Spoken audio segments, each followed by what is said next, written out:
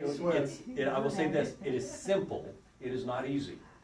Your first few attempts to do this, okay, you will stumble over it, you will make mistakes, you will feel nervous. Start pulling out the paper. Yeah, well, you should take, your So, Start with 5. start reading off the paper, right? Well, I would set it in front of you. I wouldn't have any problems when you're first getting started. Just set it in front of you and say, okay, these are the things that I need to know about so I can figure out if I have the best thing for you.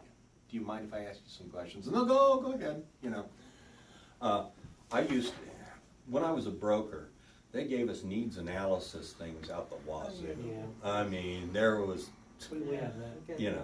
and what I found is all of them were stilted.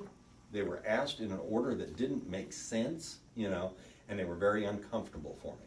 So what I did is I took out my yellow pad and I said, let's talk. Tell me about this stuff. And this is kind of the routine that I would go through with customers, okay?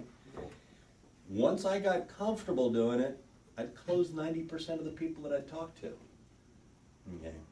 When I first started using it, no, it was 20%, okay? But I became more comfortable, okay? Now here's the other thing, and this is a warning to you as newer reps. Our customers sometimes will go off on rabbit trails, and they'll start talking about something, you go, where in the world is this going? And you really want to reel them back in and get them back on track. And I'm going to tell you, don't do that. Let them go for a while, okay? Because at that moment, they're sharing something with you that is important to them, okay? And you may not know what it is right now, but it's important to them because they have to tell you about it. Maybe nobody else is listening to them, That builds trust. The great thing about having your questions written down in order is you know where to go next to reel them back in. But let them talk, okay? Yeah. So they'll know because you listen to them that you are important to them, okay? Remember, the number one thing we're overcoming is like and trust, okay? That's what we have to get to. So that's the let's talk for IUL. I have one that's different for annuities, okay?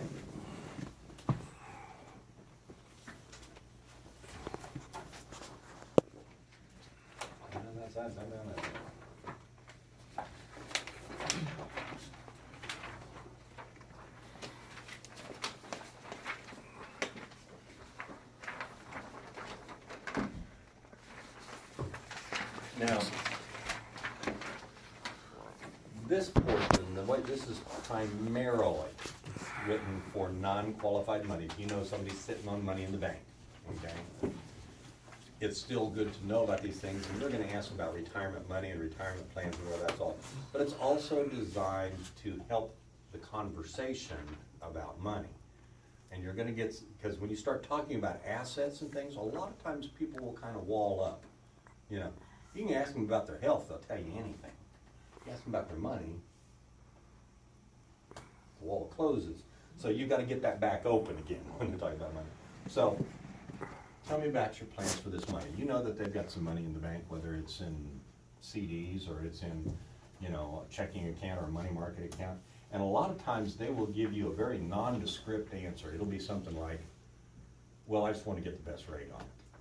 If you wanted to get the best rate, it wouldn't be in the bank, okay? But that's not really a goal for the money.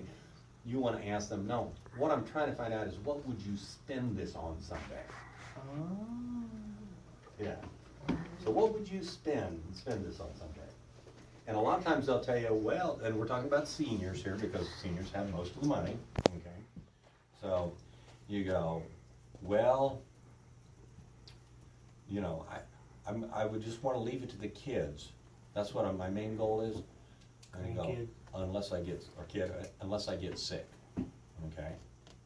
All right, so first thing they'll come, unless I get sick. Well, since you mentioned getting sick, how's your health been in the last few years? Have you had any major health issues? Okay, we always want to find that out, okay? You'll get introduced to other products as time goes by that are single premium life products that are just slap the money in, put $100,000 in, gives them $150,000 death benefit. With a return of premium if they change their mind in a couple of years, they get their $100,000 back. You don't have that today, but you're contracted with the company that does it, okay? So, when you're talking about lump sums of money sitting in the bank, you might as well form the habit of asking that question today, because you're gonna be asking it later, okay? So, how long have you had your money invested? Now, if it's in CDs, which there is still some in CDs, I forget I'm getting filmed, and so I sit down. Not a worry. If it's in CDs, a lot of times they have rolled it over year after year after year. And they only think about it in 1 year terms, okay? They also don't know when they did it, as far as a date goes. But they do know tied to a life event. So you'll hear things like, well, you know, it really hasn't been that long. I got this CD when John got out of college. And you go, well, when was that? And they go, oh, that was 1994. You know, and all of a sudden, they realize that it's been, what is that, 23 years, you know? And they made $1,000. Yeah, you know, see, and the point behind that is we want to reshape their thinking, okay? And we don't reshape their thinking by telling them they're doing something wrong. We reshape their thinking by asking questions and getting them to Realize. figure out that they've done something wrong, okay? So we never want to insult them, you know, and if you tell them, you know, that was really stupid that you did, well, you know, that doesn't work, okay? You're going to lose there. So when they say, you know, it's been since 1994, and you go, wow, that's a long time. And they go, yeah, because they're in a 1 year mindset, we're going to stretch them to a 10-year mindset, okay? And this is how we do it. We stretch them to the 10-year by asking questions. When was the last time you needed to access any of this money? Oh, I've never had to access any of it, but you never know. You know, yeah, I understand. Well, what do you see in the future that would cause you to access the money? Well, if I got sick, okay, so that won't keep coming back up if I get sick. You know, well, in case of an emergency, would you access this money or money from someplace else, like a money market account? Okay.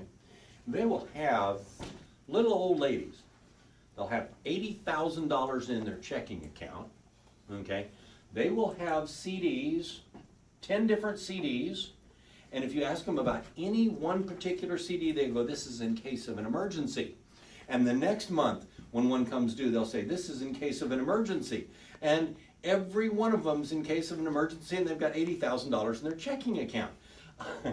I had a lady like that, she was 78, and I asked her, I said, so, she goes, I said, you keep a lot of money in your checking account, do you mind if I ask you why? And she goes, well, it's just in case. And I said, just in case what? She goes, just in case I have an emergency. I said, that's fair. What's the largest emergency you've had in the last 5 years? She thought about it for a little bit, and she said, my son needed to borrow $4,000 3 years ago. He might need some more sometime. It was pulling teeth, but I got $25,000 out of her that day, okay? But they do that, okay? This is our seniors, right? What other CDs or investments do you have? Yeah, and sometimes you ask them about that and they will say, well, that's private, okay? And I'll say, I understand, but if I had something better than what you had someplace else, would you want me to tell you about it, or would you want me to shut up? We had an agent, true story, 2 months ago, his father died, passed away. So he had to go over the house, and he's in the insurance business now, okay? Insurance and financial. So he goes over to the house, and the mother's like, I don't know where everything is. Fine. Well, he ended up having to put it in a, you know, like nursing home because her health was, you know. And so he had this house that he had to go through. Do you know what they did?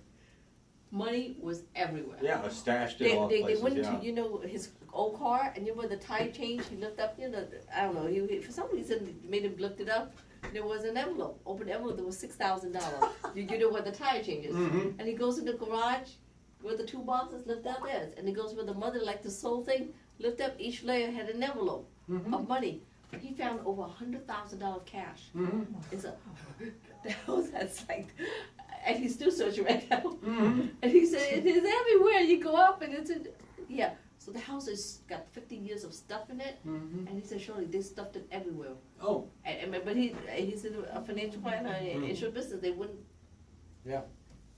For a long time, my sales assistant at MKI was one of my former bankers when I worked in the bank. Her name was Sherry Williams, and she was just wonderful. But Sherry had an uncle who passed away in rural Missouri. He lived in a trailer out in the woods. Nobody ever went to visit this uncle, and he died, and Sherry and her husband had to go clean it out. Well, when they walked into it, what they found were coffee cans full of change. And it wasn't a little bit, it was all over the house. In fact, one part of the floor of the trailer home was giving out from the weight.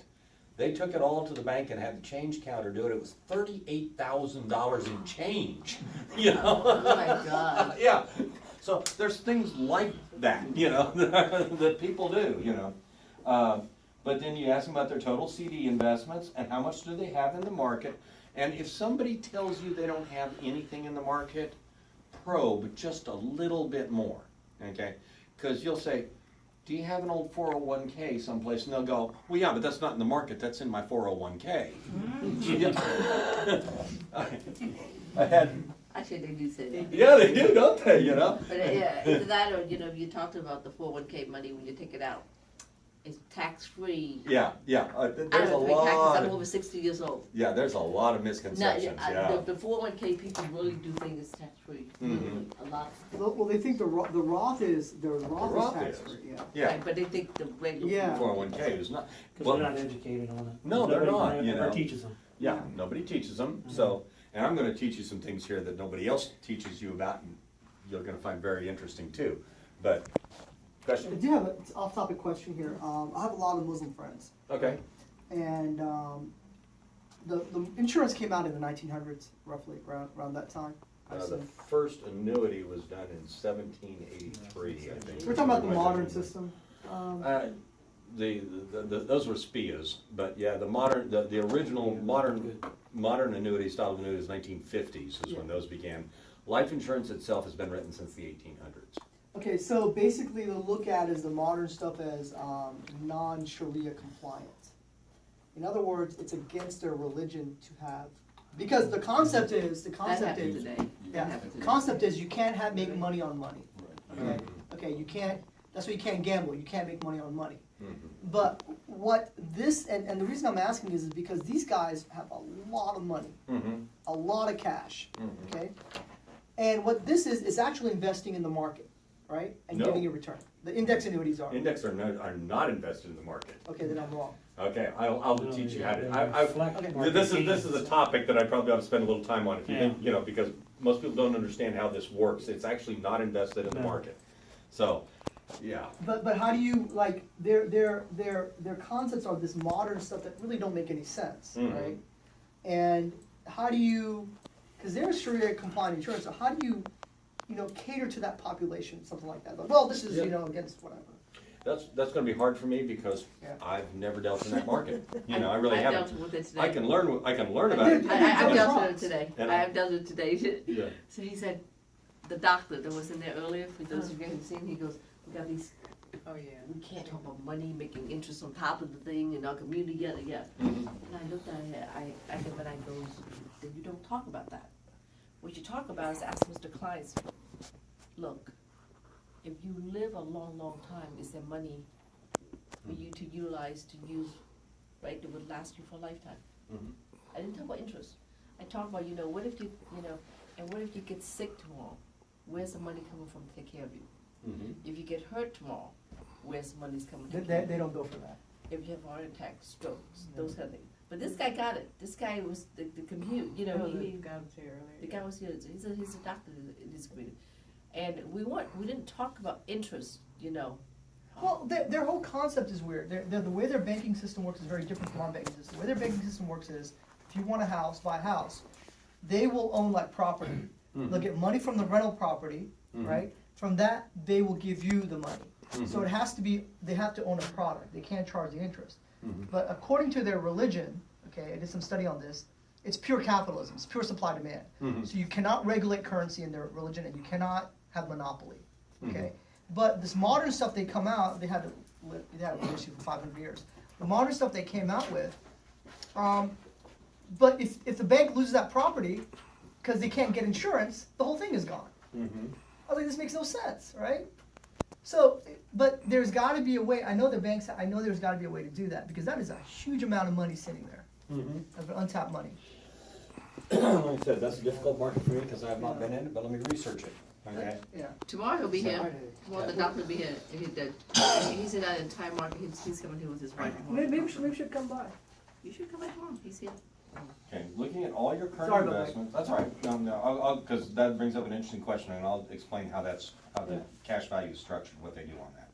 Looking at all your current investments, how much of this money will you never spend, or if you do, it's going to be a very long time? Okay? A lot of our seniors, especially once they get up to 70 plus, they have a number in mind, okay? They know that they want to leave a certain amount behind to their kids. Okay. And it's funny, I had a couple one time who'd been married more than 40 years. They're sitting in my office. You know, I asked them that question, and they were cute because they talked in stereo. You know, I mean, they both would say the same thing at the same time. You know, yeah, and they knew each other very well. And when I asked them that, they said, they're like this. They go, well, you know, we really haven't talked about it that much, but what, about $100,000? You know, it was hilarious. I'm just watching this going, that's funky, okay? You know, but they had a number in mind, and I said, how was that money invested? And they said, well, it's in short-term CDs. And thank you.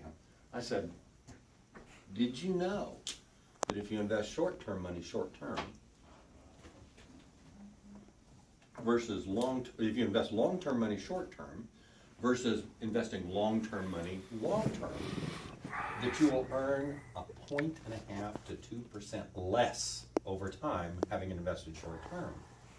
And they go, really? And I said, yeah. So why would you invest it short-term if you're never going to spend it? And they go, well, you're right. How easy do you think that sale was? You know, that one was just done. Well, but you see, I mean, you notice whenever one of these types of, you know how I answer, I notice how I answer it with a question. But did you know? Did you know that between June of 2008 and August of 2009 that the S&P 500 lost 61% of its value? Could you stand to lose 61% of the value in your 401k? How would that make you feel? Yeah. God, they're burning me up here.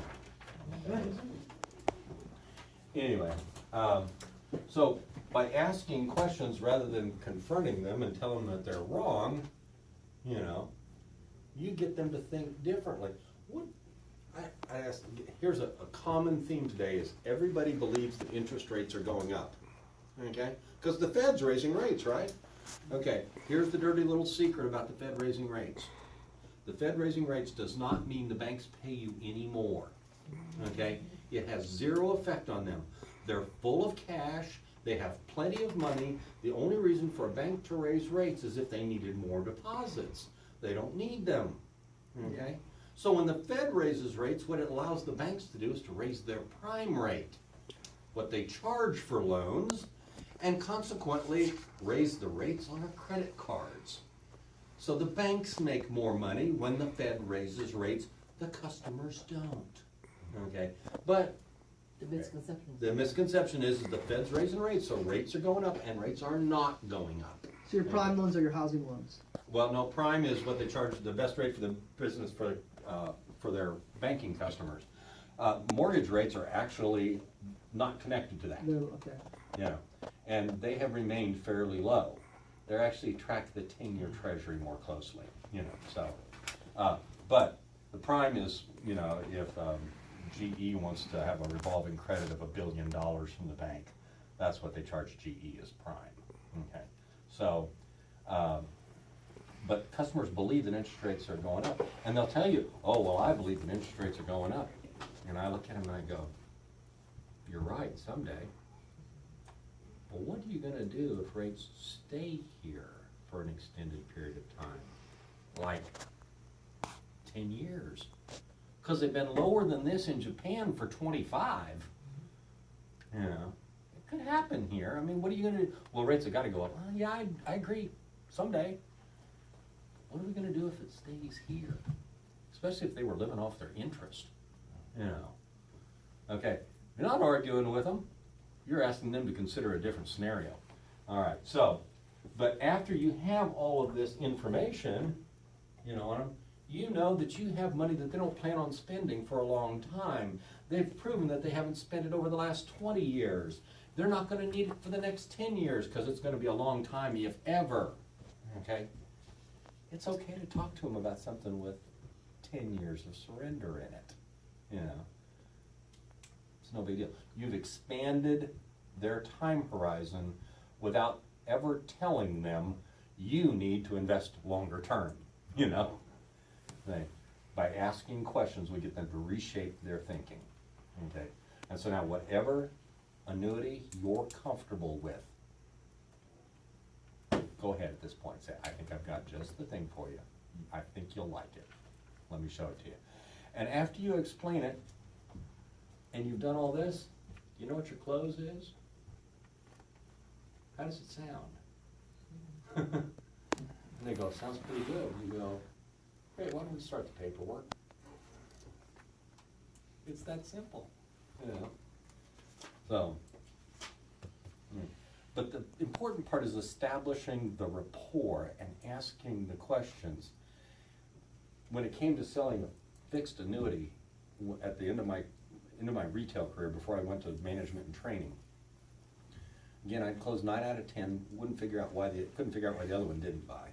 But this is what I do. I'd ask questions for half an hour, and here's my product presentation. This is just a plain vanilla. It wasn't indexed. It was just a rate, you know. And I'd say, tell you what we're gonna do. We're gonna put your money over with this company. It pays you 5% in the first year, 3.5% years 2 through 6, and you won't pay any taxes on it while it grows. How does that sound? And they go, well, okay. Yeah. But you see, it's because the relationship is established, that they trust you now. And you're gonna do the right thing for them. I don't worry about whether you guys are gonna do the right thing for them. You know, you're gonna do the right thing for them. But they believe that you're gonna do the right thing. No, I just go, this is what we're gonna do. We're gonna put your money over here, you know? And I sold mutual funds much the same way, you know? I'd say, tell you what we're gonna do. We're gonna put your money with this company. And I would have 4 prospectuses bound together with a rubber band in my drawer, and I'd pull them out, and I'd set it across the desk at them, and I said, now, it is illegal for me to write on these things. You securities people can't write on any brochures, okay? It's illegal.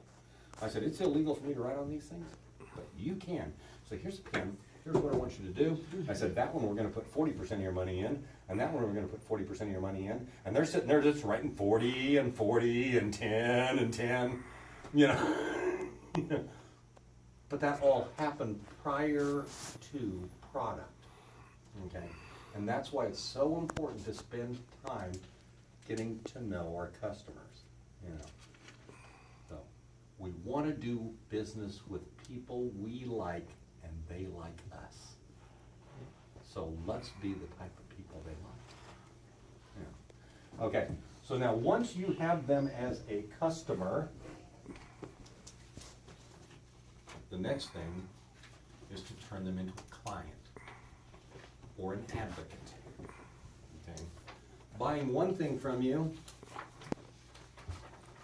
makes them a customer. Buying multiple things from you and buying multiple things from you makes them a client. Referring people to you makes them an advocate. You know, and you can tell the difference between a client and an advocate. Okay, and here's one of the key ways in how your customer talks about you. They will say, if they're a client, they'll say, you need to see my financial advisor, Shirley. Okay. If they're an advocate, they'll say, I need you to talk to my friend Shirley. Okay? They refer you as a friend first. You know, yes, it's about financial stuff, but they go, I want you to talk to my friend. You know, she can help you.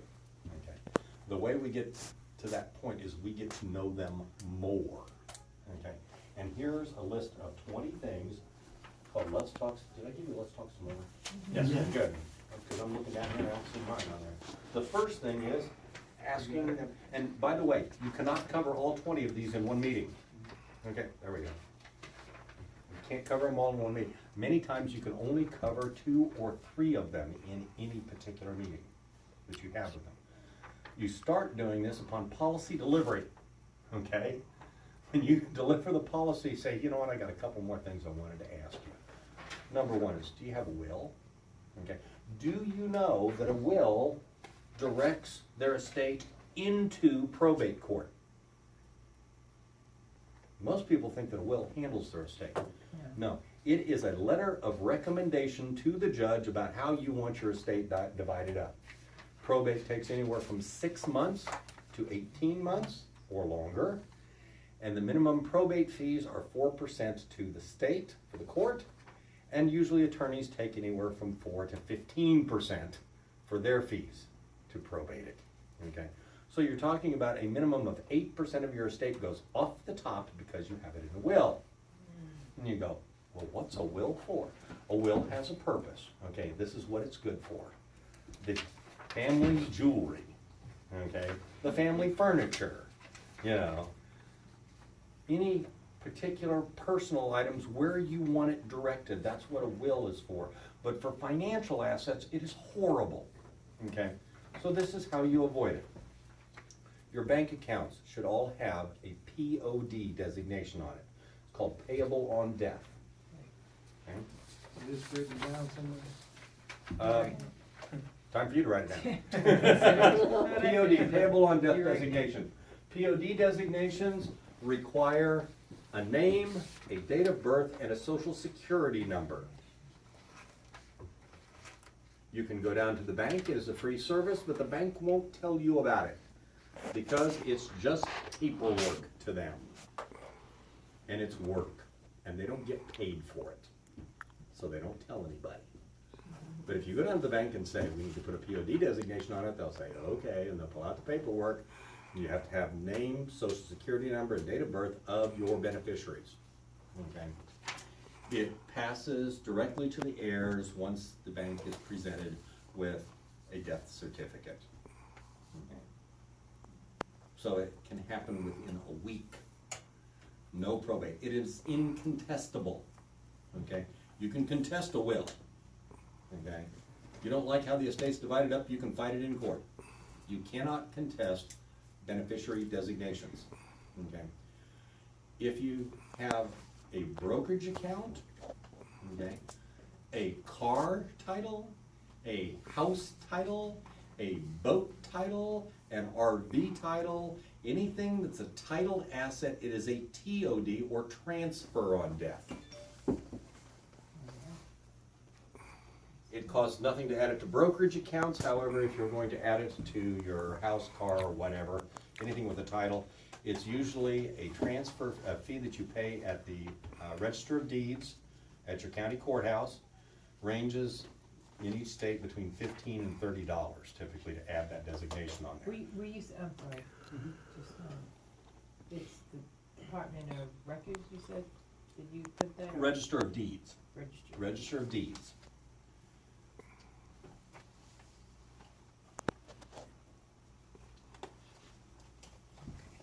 And you can put the transfer on death designation on it, okay?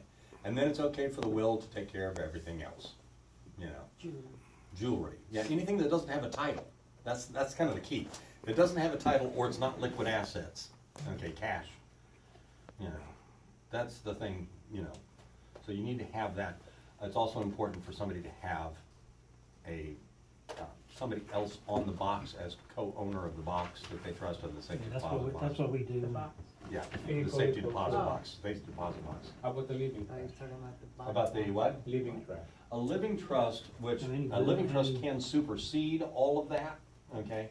There's a lot of people out there who don't wanna spend the money, the $3,000 to $5,000 it takes to establish a living trust.